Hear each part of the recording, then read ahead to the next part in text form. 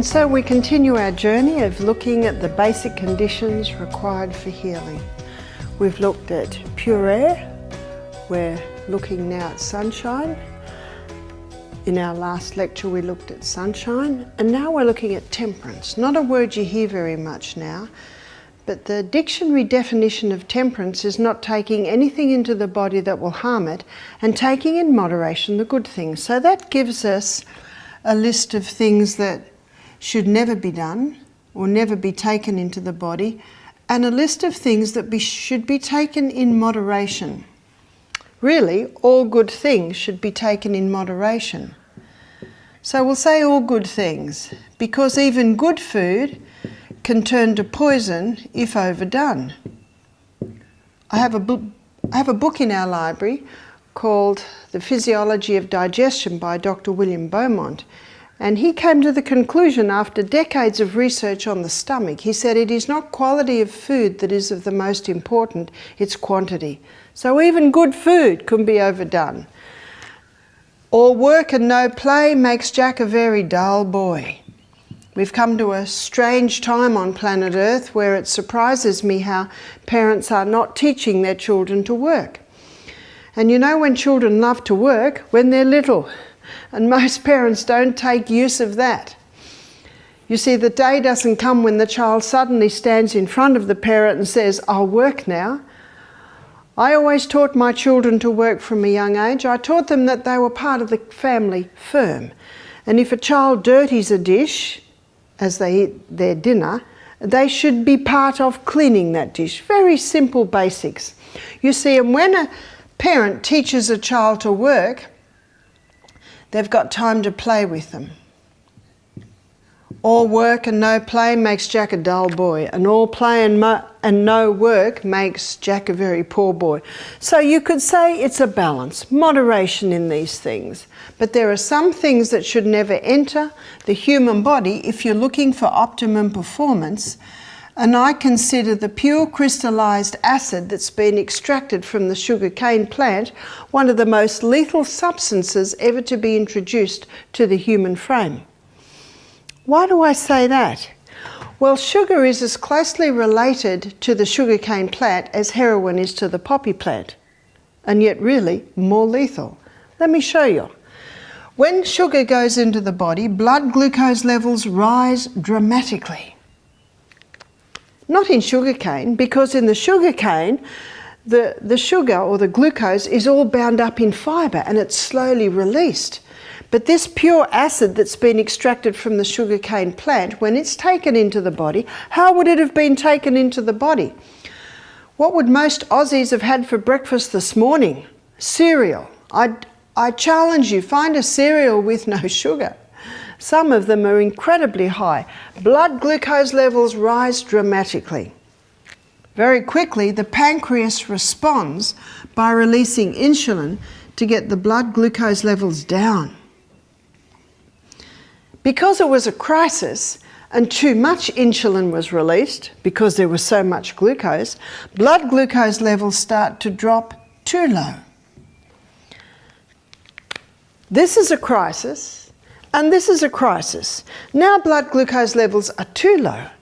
And so the brain says to the pancreas, quick, stop the insulin and release the glycogen. Glycogen is the hormone that gets the blood glucose levels up again. But the person usually has a little bit more sugar down there. So up they go again, now too high. So the brain says to the pancreas, now we're too high. Stop the glycogen, release the insulin. And we've got a situation now where many people's blood sugars levels are doing this all day long instead of this. Instead of a nice, steady, sure, consistent supply of nutrients, we get too high, too lows, and basically crisis, crisis, crisis, crisis. And what's happening is the cell starts to resist the insulin. Let's go back to the cell. So here is the cell. We've got our 20-step pathway, and then we've got our 8-step pathway. And over on the side, we've got our glycogen stores, the quick-release glucose stores. And what happens is, when the insulin's released to get the glucose into the cell, and if the energy cycle is full and the glycogen stores are full, then a situation happens where the cell begins to resist insulin. It's called insulin resistance. And what happens when you've got insulin resistance happening? The glucose stays in the blood. The message is given to the pancreas, more insulin, so more insulin's released. See, we've got this vicious cycle. And eventually the pancreas just stops releasing the insulin. We've got 400 new diabetics diagnosed every day in Australia. It's an epidemic on this high sugar diet. I challenge you, go to the supermarket, it's in everything. Especially with the fat phobia that's hit Australia and has for the last 20 years.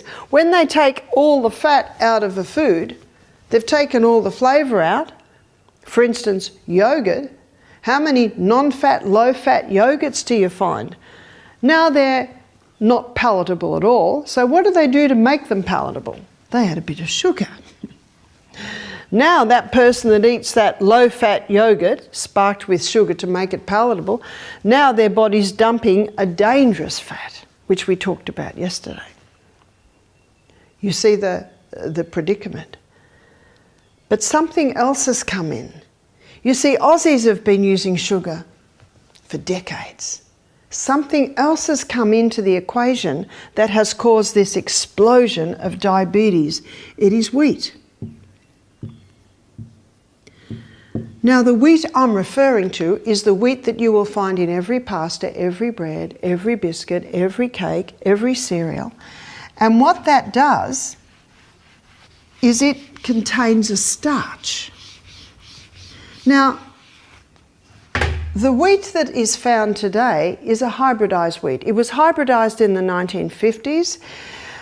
Dr. Norman Bulag received a Nobel Prize in 1969 for this hybridized wheat. And in the 1970s, that hybridized wheat went worldwide. And that's why I say every bread, every wheat product you find today, it will be the hybridized wheat. Tomorrow, I'm going to discuss the gluten aspect of this hybridized wheat. But what I want to show you this morning is the starch aspect. And the starch that is in wheat is amylopectin,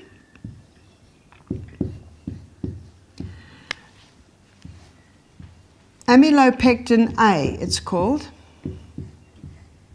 And amylopectin A gets the blood sugar level up very quickly, like that. That's your amylopectin A. Amylopectin B is found in bananas and potatoes. And for those who are familiar with the glycemic index of food, the glycemic index of food is where the sugar is released into the blood. Anything above 55 is high, anything below 55 is low.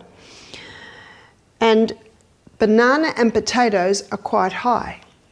So amylopectin B is found in bananas and potatoes, and that gets it up quite high.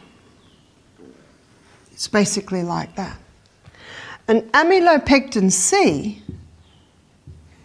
is what you find in legumes, and amylopectin C is a blood sugar level like this. So it's the amylopectin A, it's this specific starch that you'll find in the hybridized wheat. Look what it's doing to blood sugar levels. In fact, if this is sugar's blood sugar levels, this is wheat's, because of this amylopectin A, this type of starch that is in the hybridized wheat. Let's look at the glycemic index. So GI, glycemic index, how quickly the food breaks down to glucose in the blood. Anything above 55 is high. So 55 basically is baseline. Cherries are about 26. So cherries are nice and low.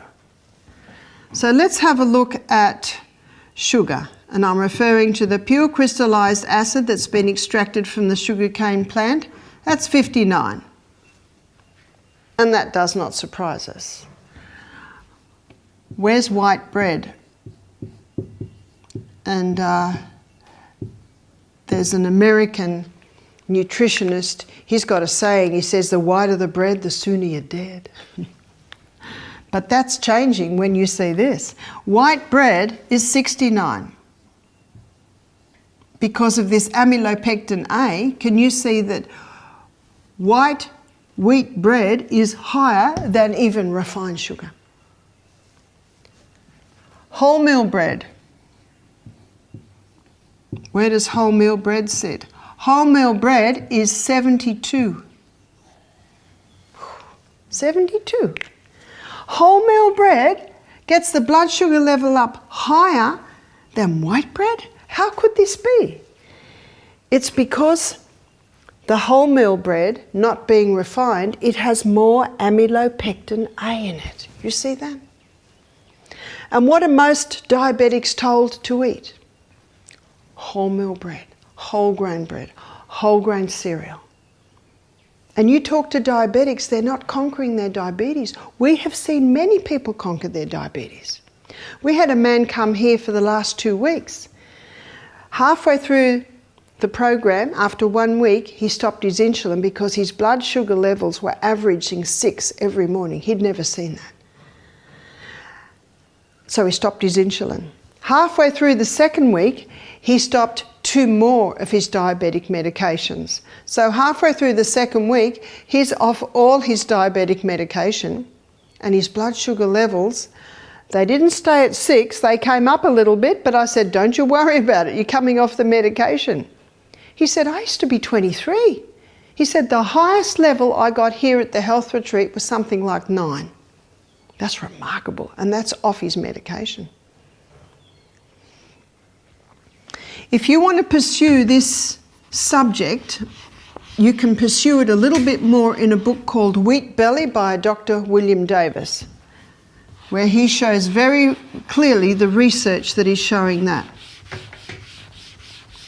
And this explains why the wheat is getting these highs, higher even than banana and potatoes that are well acknowledged to get blood sugar levels up quickly. And diabetics are usually told to stop potatoes and to stop bananas, but they're not told to stop the wheat.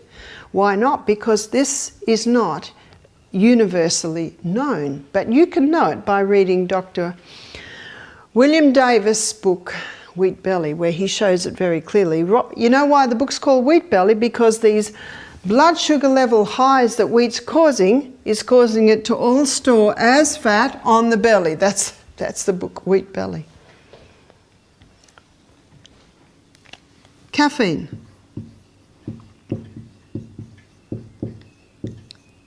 How does caffeine affect the body in a negative way? Let me show you. This is a nerve cell, and we have 1 trillion of these in our brain. This is what our brain is made up of, nerve cells. This is the arm that comes out of the nerve cell called the axon. These are the little filaments on the end. These are the boutons. And here we have the next nerve cell. These are the receiving stations called the dendrites. And here are the dendrites here. These cells communicate with each other via little chemical messengers. So the little chemical messengers come in, they're encapsulated, go down the arm into the little boutons, and then they're released out to the next nerve cell, and the whole process is repeated from nerve cell to nerve cell. These messages can be travelling at 200 kilometres an hour. One nerve cell has the ability to communicate with 20,000 other nerve cells. What caffeine does is that it interferes with these neurotransmitters. One neurotransmitter is adenosine. And adenosine is the neurotransmitter that acts like the brakes. Our brain runs according to precision balance, and anything that interferes with the brakes is potentially dangerous. When caffeine goes in, adenosine levels drop. Brakes are failing. Body's got to do something. So it quickly develops extra little receptor sites on the dendrites to grab every bit of adenosine that comes through. Then the person comes to Misty Mountain Health Retreat. adenosine levels go back to normal. Receptor sites get flooded. Oh, does that hurt? People say to me, Barbara, do you drink coffee? I say, no, I just watch the people suffer. Day 1 of Misty Mountain Health Retreat. If someone says to me, Barbara, how can I prepare for my stay at Misty Mountain? I say, start reducing the coffee. Start reducing any caffeine. Let me define caffeine in coffee, in tea, in Red Bulls, all your energy drinks. There's not much in chocolate, but most people, I say most women that I meet, can't stop at 1 square. So a whole block of chocolate, you're starting to get there. Caffeine also affects another neurotransmitter called acetylcholine. And acetylcholine is a neurotransmitter that has to do with brain function, and it rises under the effect of caffeine. That's why a lot of people say, oh, I can't do my work unless I've had my cup of coffee. It just gets my brain working. That is true. It does get it working. But very quickly the brain says, we've got an imbalance here. Stop making so much acetylcholine. So there might be an initial rise and then there's always a corresponding dump. The other neurotransmitter is dopamine. Dopamine is an interesting hormone because dopamine is not a happiness hormone, it's a pursuit of happiness hormone. It actually gets us to pursue happiness. It rises under the effect of caffeine. Many addictive substances release dopamine, and that is what causes a person to go for the next cup of coffee, for the next cigarette, for the next drink of alcohol, for the next drug. Dopamine, it's the pursuit of happiness, it's the pursuit of reward hormone. It's dopamine that gets me weeding my garden, but then I get my reward of a weeded garden. So it's not that dopamine's bad, but in the case of addictions, it's actually overused for the person to keep going and getting the pursuit of happiness, but they never find happiness. Eventually, when a person is continually having coffee day after day after day, dopamine levels get exhausted. And then the pursuit of happiness is not there. And what a person eventually experiences is an inability to even do anything. Caffeine dramatically interferes with the neurotransmitters in the brain. The definition of depression is a chemical imbalance in the brain, and caffeine is one of the most responsible for that. I will be exploring the effect of caffeine on the brain in more detail in my lecture on the mind. Suffice to say now, this is best kept out of the body. Mercury. Mercury is a neurotoxin. There's no safe dose of mercury. About 50% of dentists today are still using mercury. But I don't know about you, but I don't want a neurotoxin anywhere near me. You've heard of Mad Hatter's disease? Mad Hatter in Alice in Wonderland. Hatters went mad because they used to glue the felt hats together with mercury. And of course it went in through their skin, and this neurotoxin started killing brain cells, even eating away at the myelin sheath, which is that fatty substance around the arm coming out of the nerve cell. A person is in a very dangerous situation if they're on a fat-free diet and they've got high mercury levels, for instance, mercury fillings in the mouth, or they're having a high fish diet, especially the larger the fish. You see, mercury is bioaccumulative. That means that the more mercury that is going into the body, the more it is accumulating. And this is why it's the larger fish that have the highest concentration of mercury. So for people that love fish, I say keep it to a small part of the diet and just go for your smaller fish. The smaller the fish, the smaller the concentration of mercury. It's the fish and the fillings, the two F's, where most people are subject to mercury today or exposed to mercury. Just remember, there's no safe dose of it, and it is a neurotoxin. Alcohol. Alcohol is also a neurotoxin. There is no safe dose of mercury and there is no safe dose of alcohol. Mercury was banned in America for 300 years, till about the early 1920s, when 3 European dentists started their own association, the American Dental Association, where they legalised mercury. Why do they love mercury? Because it is the only metal that is liquid, and so it moulds to the teeth, and it is antiseptic. It's antiseptic, all right, it's anti-life, it's anti-human. No safe dose of it. Alcohol was banned in America for 13 years, from 1920 to 1933. And if you can get the results of that 13 years, why do I say that? Because it's very difficult to get the results. They like you to think that alcohol was legalised to stop the black market, the mafia, the moonshine, but the American government promised the American people if they legalised alcohol, they would not have to pay taxes. But you can get some figures. One of the figures is mental institution occupancy dropped to 8% when the alcohol was gone. Domestic violence almost wiped out. The jails were a lot emptier when the alcohol was illegal in America. Some states were a little bit slower on changing around, but the results were phenomenal. There's no safe dose of alcohol. It's a neurotoxin. That means it kills brain cells, and I don't know about you, but I don't want any more brain cells to go. And the brain cells we have now, we have for life. So alcohol must go if you're looking for optimum performance. Tobacco. There are some pretty impressive pictures on the side of the road today.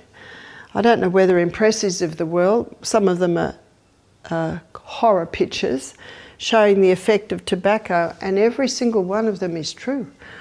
One of the slogans said, tobacco affects almost every organ in the body. Wrong, every organ, because it affects the blood, but it particularly affects the respiratory. So a person who smokes can get nasal cancer, they can get tongue cancer, they can get throat cancer. Cancer can go all through the lung area. There is no safe dose of this. Have you ever had a fire and cleaned your chimney out? That gives you an idea of what's building up in the lungs of human beings. Drugs do not cure disease. They only change the form and location of the disease. Every drug has a side effect. I had a guest say to me recently, he said, Barbara, they're not side effects, they're effects. They're one of the effects of the medication. Absolutely right, the drug might alleviate one symptom, but it can create a whole lot of other symptoms. That's why I say to people, if you're on any medication at all, you need to go to the chemist and get a printout and have a very good look at the side effects of the medication that you're on, because every drug has a side effect. Some drugs must not be stopped immediately. That's why I say if you're on medication, you must work with a health professional who can show you how to ease off and implement lifestyle changes. Even herbs, there are a whole range of things that can be done to bring about a healing condition in the body. Monosodium glutamate. Monosodium glutamate is called an excitotoxin because it causes the nerve cells on the tongue to overfire. And when the nerve cells on the tongue overfire, the food tastes fantastic. Do you know what that means? Rotten food would taste good. Do you know it's one of the causes of food poisoning is people are eating rotten food and they don't know it because of the amount of MSG is in there making anything taste good. When we eat food in its natural state, when we're eating organic food that has a far higher mineral content giving it a better taste, there's no need to go to the artificial flavourings and colourings. You'll find MSG in the 620s to 630s, that's the number, But be careful, they're putting it under different names now. Hydrolyzed vegetable protein, hydrogenated vegetable protein, and flavour enhancers. They're other names for MSG. If MSG is an excitotoxin, and if it causes the nerve cells on the tongue to overfire, it causes nerve cells everywhere to overfire.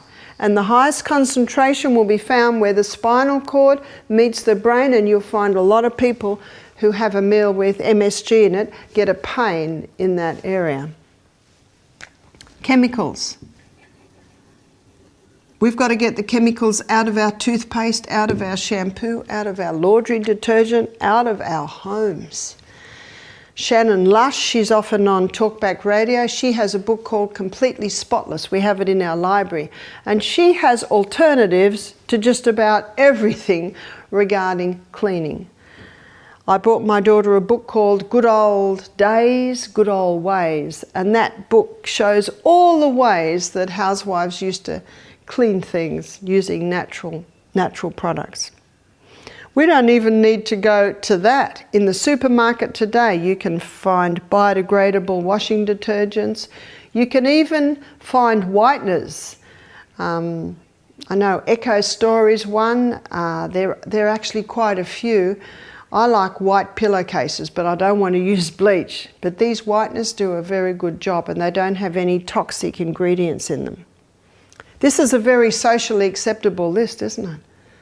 There's no need for me to talk about the dangers of cyanide, arsenic, ice, heroin, but there definitely is a need to discuss the dangers of this list, because most people will agree with me this is a very socially acceptable list. And little by little, like the dripping tap on a stone, these substances are eating away at the proper functioning of the human body. But I think one of the scariest places they're eating away at proper body functions is the brain. And in my last lecture, I'm going to show you how these things directly affect the brain. There are 1,700 new cases of Alzheimer's diagnosed every week in Australia. Here we have another epidemic. And little by little, these are causing a deterioration of the proper functioning of the brain. And this is why temperance is an important law of health. Because if you don't turn the tap off, you're still going to be mopping up in the other corner. If you don't find the cause, you will never get a cure. And because all these substances don't appear to make you sick as soon as you have them, often people think that a little bit won't hurt you, but not so. We're going to look at our fourth law now, which is the law of rest. There's a tiny little gland in the base of our brain called the pineal gland. And the pineal gland releases 4 hormones every night. And it's about as big as the little circle that I have drawn here. The pineal gland. In my Anatomy and Physiology book of the 70s, it is said not much is known about the pineal gland, but a lot is known about the pineal gland today.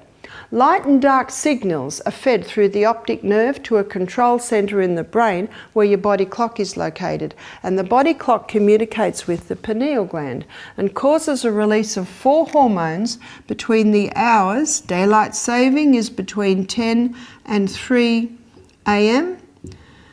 When winter comes, or if you're living in Queensland, it'll be between 9 p.m. and 2 a.m. It is in these hours that these 4 hormones are released, and they are responsible for revival and renewal.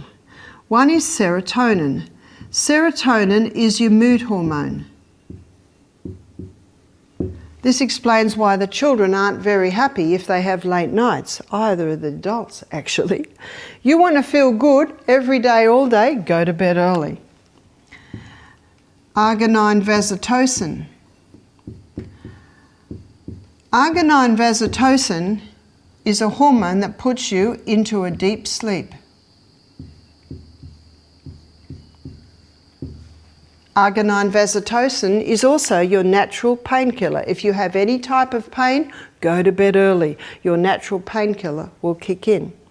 I meet people who have trouble sleeping. And when I ask them what time they go to bed, they say, oh, I don't go to bed till midnight.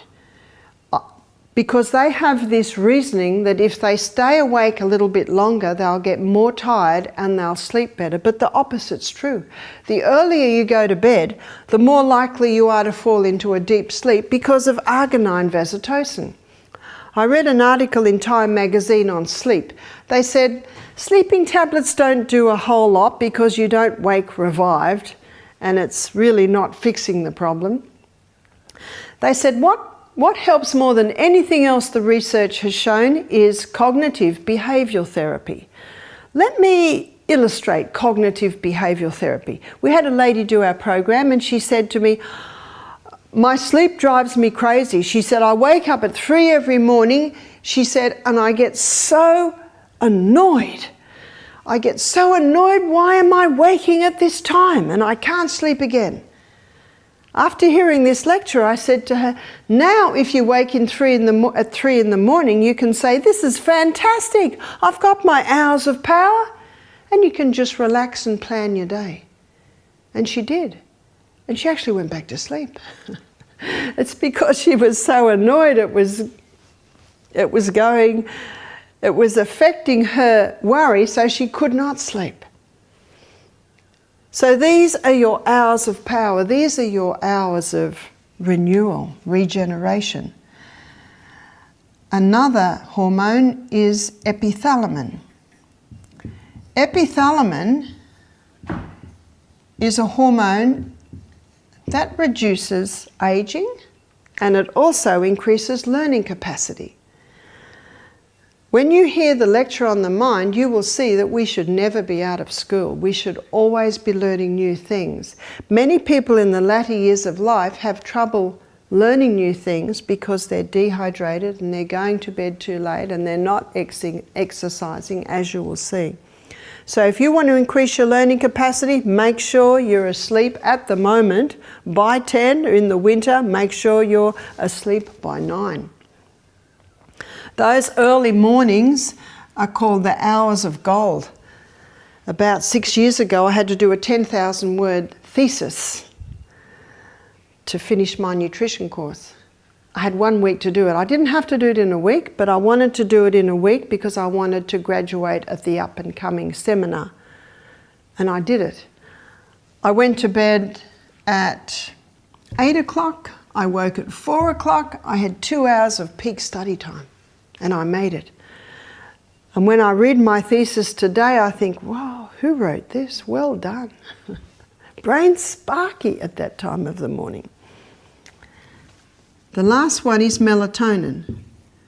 Melatonin has a nickname. It's called the fix and rejuvenate nighttime hormone. So sleeping in these hours allows the pineal gland to release these hormones that are responsible for our body getting rest and rejuvenation in the night. And there are things that you can do that will cause an increase in the output of these hormones, and there are things that you can do that will cause a decrease. Let's look at those. Increase. Laughter. No wonder the proverb says, a merry heart doeth good like a medicine, but a broken spirit dries up the bones. That brings us to the decrease. Worry. What's the old saying for worry? Worry is blind and cannot discern the future. So we need to laugh more. I think I mentioned the other day that children laugh 125 times a day. So should we. We should laugh more. Sleeping in the dark. You see, it is light and dark signals that are fed through the optic nerve to the control centre in the brain that gives the messages to the pineal gland. So it's very important that the lights are off while you're sleeping. Sleep in the dark. Sunshine in the day. These are both giving very clear messages to the pineal gland. So it doesn't surprise you to hear me say that artificial light is very confusing to the pineal gland. Especially, I'm referring to the screens. How many people's eyes are glued to screens in these hours? And I'm referring to the television, I'm referring to the iPod, the iPad, the computer, the Game Boys. I say to parents, you must have some rules in your home. My brother-in-law gathers all the teenagers' technology in the evening and charges it in his office overnight. It's a very good idea. I think one of the contributing factors to the mental illness we're seeing, especially in adolescents and teenagers, is the overexposure of the eyes to these screens when the pineal gland should be reviving and recharging. And as you'll see on Saturday morning when we look at the lecture on the mind, the frontal lobe of the brain doesn't develop till 30. We're getting brains that are getting damaged before they're even developed. We have computers, handy stuff. I don't have to carry 2 suitcases loads of books when I'm doing a school. I just need a computer and it's all on there. Very handy. It's the overexposure, as I looked at when I discussed the eyes, but it also is within these hours. So you'll be doing your body and your brain a great favour if you make a decision not to allow your eyes to observe the screens in these hours. Alcohol. Alcohol causes a 41% reduction in the output of these hormones. So that bit of red wine might put you to sleep, but you'll wake with half-charged batteries. Caffeine. Caffeine causes a cut in half for 6 hours. So these hormones are cut in half for 6 hours after caffeine. Exercise. I will be discussing exercise in a later lecture, but when you implement the exercise that causes the body to start running more efficiently, you can double the output of those hormones at night. Fasting. When we go to bed with empty tummies and quiet intestines, the intestines produce tryptophan. And tryptophan is a key amino acid used in the production of melatonin and serotonin. Meat is high in an amino acid called methionine. And methionine, in high amounts, blocks the action of tryptophan.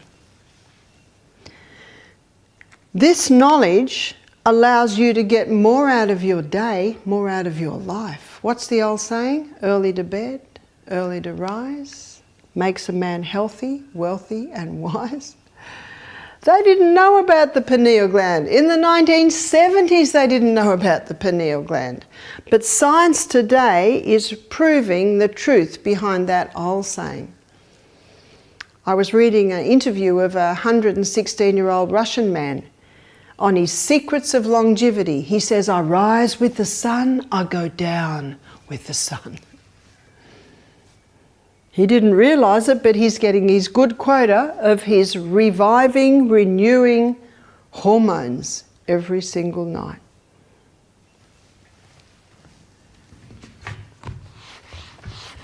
There's one other part that I'd like to cover in rest.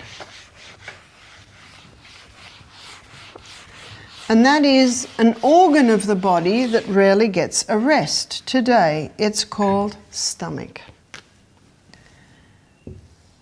We have one stomach. I'm going to put a big number 1 here, just to remind us how many stomachs we have. Just one. You see cows, sheep, goats, they have several stomachs and they can eat all day long because it goes from one stomach into the next stomach, into the next stomach. But we only have one. A couple of years ago, I got a book from America. Amazon found it for me in Aristotle State College Library, Teacher's Library. And it's called The Physiology of Digestion by Dr. William Beaumont. I'd read of articles referring to this story. It's a remarkable story. And it happened in the probably early 1800s, where a young man named Alexis St. Martin sustained a gunshot wound to the stomach. So this gunshot, it was an accident, went through and it blew out part of his ribs and some of his stomach. At the time, Dr. William Beaumont was only 25 and he attended Alexis St. Martin and he said he would not live. And every day he visited him, and every day Alexis St. Martin was picking up and getting a little brighter. And there were two things that Dr. Beaumont put on his wound. One was aloe vera, excellent choice, and the other was myrrh. Myrrh is a strong antiseptic. Nice that there was a time when doctors used herbs. You know, there are some doctors using herbs today, but the majority not. He said about 4 times over the next few months, a big tumour rose, burst, and a 2-inch piece of rib came out. Isn't that interesting? Why did the body make a tumour? To get rid of a piece of rib. And then after that, everything settled down. And Alexis St. Martin moved around, was able to eat and function, but he was left with something unusual, a hole in his stomach. It was about there. And in the book, The Physiology of Digestion, there are a couple of pencil drawings. And in the morning, foals would sort of be coming out of the hole a little bit like that. When he started to eat and the stomach muscles started to move that food around, then the foals would go back in somewhat. Dr. William Beaumont saw his opportunity and he started to experiment on Alexis St. Martin and this hole. And he would get a piece of food, he'd tie it to a silk thread and he would put it in the hole. And after 2 hours, he'd pull it out, have a look at it. Then he'd put it back in. Then he'd pull it out again. He did numerous studies. In fact, the book that I have, the first third, is the story. And it's a remarkable story because Alexis St. Martin lived till he was in his 80s. He married, had children. Every few years, Dr. Beaumont would telegram him and say, please come back for a year. I'll put your children through school. I'll put you in a nice house. I'd like to just do a few more experiments. The last 2/3 of the book is where Dr. Beaumont meticulously documented all his experiments. It's fascinating. Dr. Beaumont found with his research that digestion is accomplished within 3 to 4 hours. And then he noted that the stomach loves a rest of 1 hour. Put that together and the equation is 5 hours at least between meals. And the stomach hasn't changed. And how many people today are told to graze? How many people today are told to eat lots of little meals? I've had a few ladies and they told me that their doctor said eat lots of little meals, it'll raise your metabolic rate. Do you know how it raises your metabolic rate? It irritates the stomach so much, which irritates the nervous system, and in that way it raises the metabolic rate just a little. The most powerful way to raise your metabolic rate is to exercise. But Dr. Beaumont found there were 5 situations where the food was still in the stomach 8 hours later. So let's have a look at those 5 things. Number 1 was overeating. Dr. Beaumont came to the conclusion that there's only so many digestive enzymes released in the stomach, so if too much food goes into that stomach, it basically just can't do it. It's like asking me to carry up the hill here a heavy load that my big strong son could almost run up the hill with, but I'm struggling. Putting too much food in the stomach, it just can't do it. How many people want to eat an evening meal on the 25th of December? Not many, because their Christmas lunch was bigger and richer, and the food is often still in the stomach 8 hours later. Often eating. Dr. Beaumont found that if Alexis St. Martin put more food in before the previous meal had been digested, the pyloric sphincter shut. The pyloric sphincter is the little valve at the end of the stomach into the first part of the small intestine.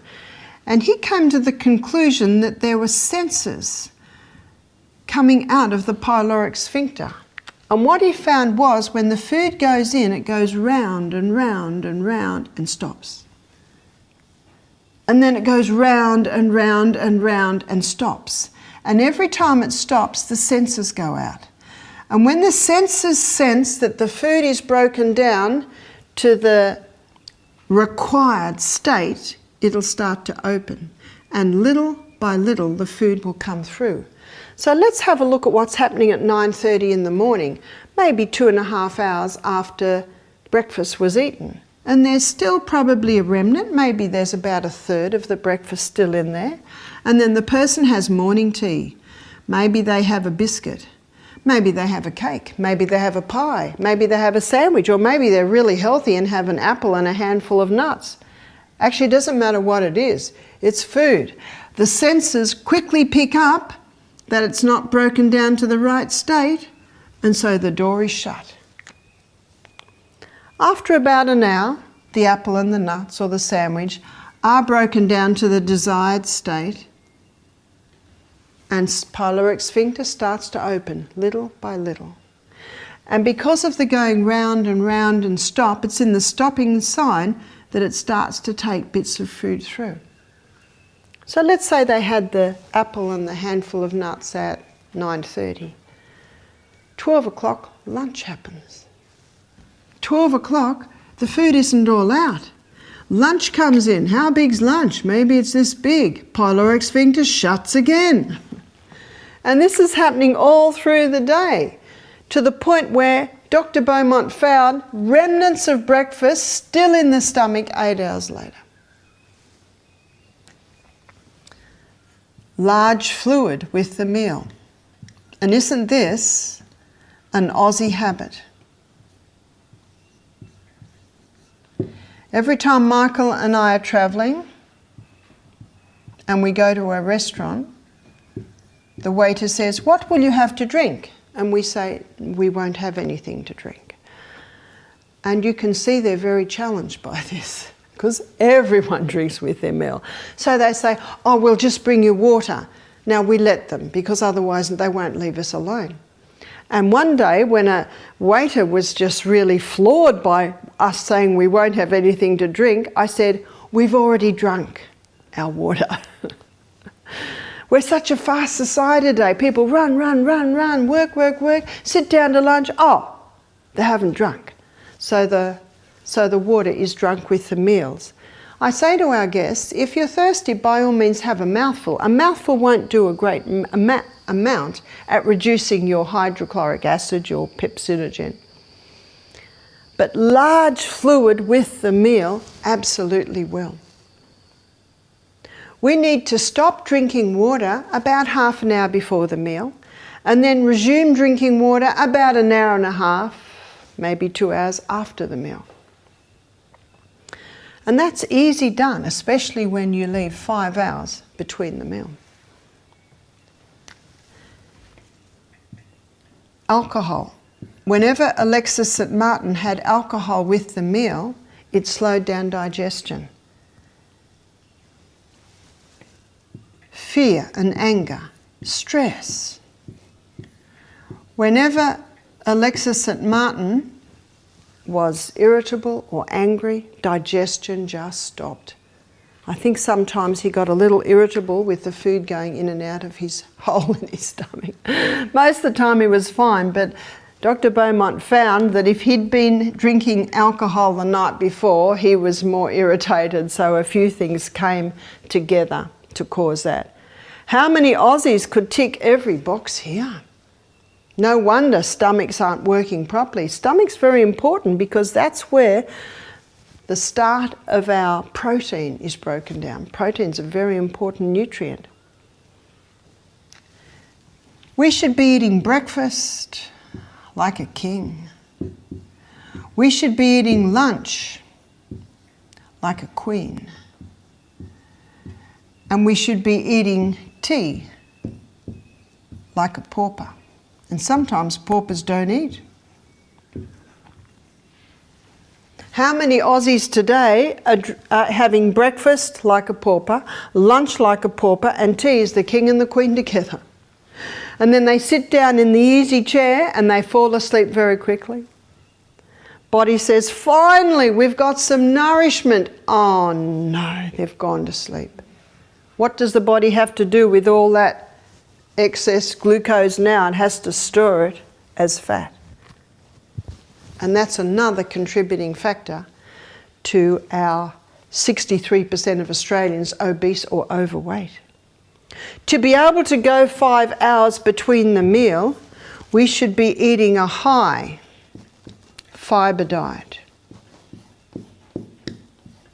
You see, fibre slowly releases the glucose. The high fibre diet gives you this lovely, consistent delivery of nutrients. We should be having great proteins. We've already defined how important the protein is. And we should be having healthy fats. Ideally, the majority of our fats should come from the food we eat, nuts, seeds, avocados, and a little bit from the concentrated oils in the coconut oil, the olive oil. This afternoon I'll be defining that. These are the 3 food groups that keep the food in the stomach longer. These are the 3 food groups that will ensure a nice, consistent delivery of nutrients to every cell in the body. This will allow you to go 5 hours between meals. What about children? I raised 8 children by giving them breakfast like a king, lunch like a queen, and tea like a pauper. A great evening meal for a child is a banana. A banana causes a release of melatonin so they sleep better. Not everyone can eat lunch like a queen like we do because they're at work, they're at school, they're in the office. So I say, make breakfast a little bit more substantial. Ensure that you've got your 3 essentials in lunch and maybe make tea a little lighter and a little earlier.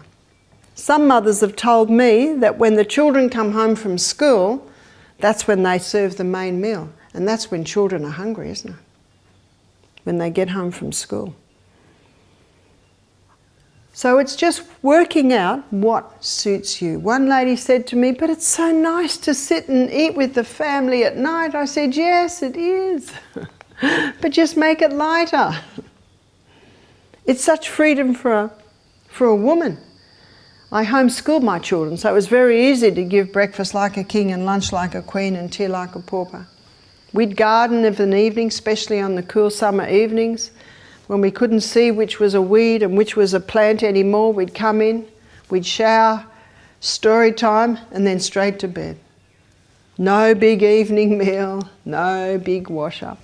It's fantastic. One lady said, but Barbara, you don't understand, that's the only time I've got time is at night. I said, well, what you can do at night, you can prepare for the next day. You can do a little bit of prep so you do have a nice substantial breakfast, so that you do have some great things in a packed lunch. And then at night, it can just be light. Some of our guests find they just have a protein smoother at night, or soup if the weather's cool. or just a salad, but something light. You've just got to find out what works with you. Our stomach hasn't changed. Alexis St. Martin's stomach was the same as our stomach. It works the same. I think it would be good to have his book published again. The problem is we'd have to have an interpreter because it was written in 1833. I understand it because I read the King James Version of the Bible, so I'm used to the lovely poetic Old English. But his findings changed the nutrition world. Up until then, nutritionists, doctors, they thought that digestion was purely a mechanical process, but he showed that it is also a chemical process. We need to eat breakfast like a king that contains the fibre, the protein and the fat, and then we need to stop.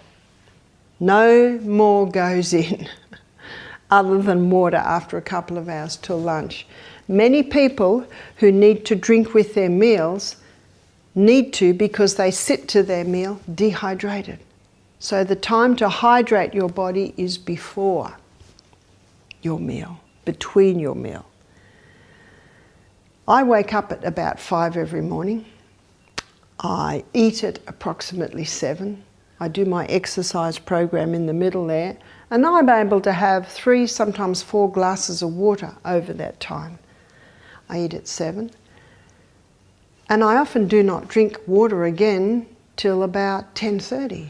You see, I'm not at all thirsty. I'm well hydrated. I was well hydrated when I sat to eat my breakfast.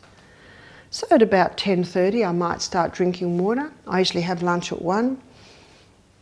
And then I can easily drink maybe 2 or 3 or 4 glasses before lunch. If I do that, I've done about 1 3/4 or 1.5 litres by lunch, which means all I have to do after lunch, before bed, between lunch and bed, is drink 2, maybe 3 glasses of water. When a person is not used to drinking water, it's important to plan like that. How many people wake up in the morning, don't have water, and then sit to the table and have their breakfast with their orange juice and their cup of coffee? Both contain dehydrating agents. Caffeine and sugar are 2 of the worst dehydrators. And how many people try and hydrate themselves with that? Water and water alone will hydrate it. Let's look after the stomach. We've only got one. And if we give it the right conditions, it will serve us well.